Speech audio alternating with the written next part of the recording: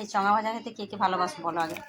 এই দেখো ওই চিপসের ভাজা দেখতেই পাচ্ছ, এইগুলো তো আমার বেশ ভালোই লাগে।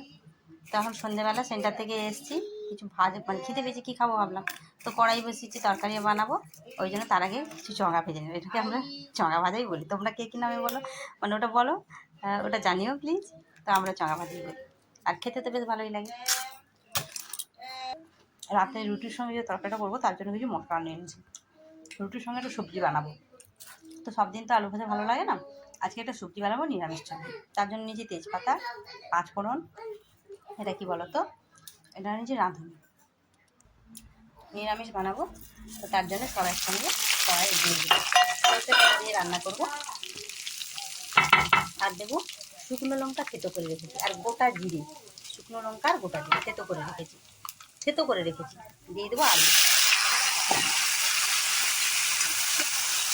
একটু ভালো করে নেড়ে নেব, একটু করবো রান্নাটা। আমি এখন দিয়ে দেবো হলুদ। তো আমি ওই পাঁপড় ভাজাগুলো খাচ্ছি রান্না করছি, তখন তো দেড় টাকা খেতে আমি এনে রেখে দিই বাড়িতে। আর একটা পাঁপড় ভালো লাগে, ওই যে চায়না পাঁপড় যেটা বলে, বা সাবুর পাঁপড়, যাই হোক পাঁপড় বলে, সাদা সাদা পাঁপড়টা, ওই পাঁপড়টা বড় বেশ লাগে আমার, মশলা পাঁপড়ের থেকে ওই পাঁপড়টা বেশি লাগে।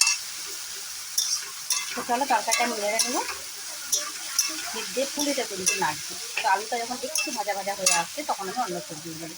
তো কী সবজি দেবো, বাড়িতে যত সবজি ছিল সব কেটে নিয়েছি লম্বা লম্বা করে, বেগুন, কুঁদরি, ঝিঙে, আর দিয়েছি একটা টমেটো।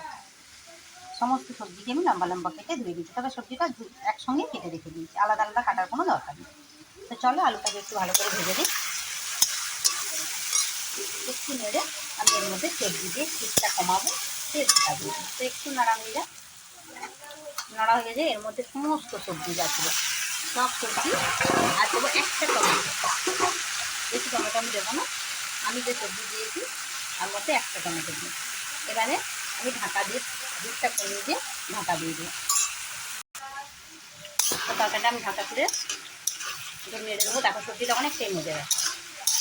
আমি কিন্তু তার সাথে এক ফোঁটাও জল দেবো না, আর কোনো মশলাই দিইনি। এবারে ঢাকা দিয়ে দিয়ে তরকারিটা করে নেব, এইভাবে ঢাকা দিয়ে দিয়ে দুবার তিনবার যতটা প্রয়োজন খুলে তরকারিটা করে নেব। তো হতে থাক, হয়তো 5 মিনিট 10 মিনিট টাইম লাগবে।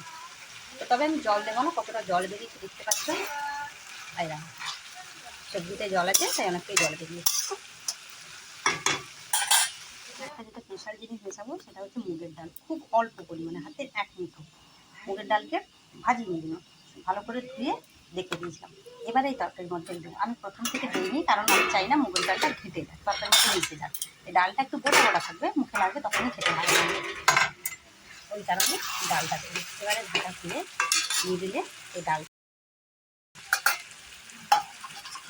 এবারে চাপা দিয়ে দেবো। এইভাবে রুটি তরকারি করে দেখো, খুব খেতে ভালো লাগে। তো এইভাবে আমি চাপা দিয়ে দিচ্ছি, আমি কিন্তু জল দেবো না, বারবার বলছি তরকারিতে জল দেবো না। তো এইভাবে ঢাকা দিব, মুগের ডালটাও দিয়েছি সেদ্ধ হয়ে যাবে, ঢাকা দিয়ে তরকারি করে নেবো। তো ঢাকা খুলে দেখো নাড়তে আছি, মানে 2-3বার ঢাকা খুলে আমি নেড়েছি, তরকারি আমার অলরেডি হয়ে গেছে। তো দেখতেই পাচ্ছ তরকারিটা একবারে শুকনো শুকনো হয়েছে, আমি কিন্তু জল দেইনি, বেশ মাখা মাখা তরকারিটা হয়েছে, মানে গায়ে মাখা মাখা তরকারিটা হয়েছে। কিন্তু তোমরা যদি চাও একটু জল দিয়ে আরেকটু করতে লটপটা করতে তো দিতে পারো একটু, কিন্তু আমি কোনো জল দিইনি, যেখানে জলের প্রয়োজনও নেই দেওয়া। তো এইভাবে তরকারিটা রুটির সঙ্গে খেতে ভালোই লাগবে। আর দেখো ডালটা গোটা গোটা আছে, আমি দেখেছো প্রথম থেকে ডালটা দিইনি, প্রথম থেকে যদি ডালটা দিয়ে দেওয়া হতো তাহলে ডালটা ঘেটে যেত, ওর সঙ্গে মিশে যেত। আমি কিন্তু প্রথম থেকে এই কারণে দিইনি, ডালটা একটু গোটা গোটা থাকবে বলে। তো দেখতেই পাচ্ছ ডালটা কীরকম গোটা গোটা আছে। তো বন্ধুরা এইভাবে রুটির সঙ্গে বানিয়ে খাও, সবজি তরকারি ভালো লাগবে।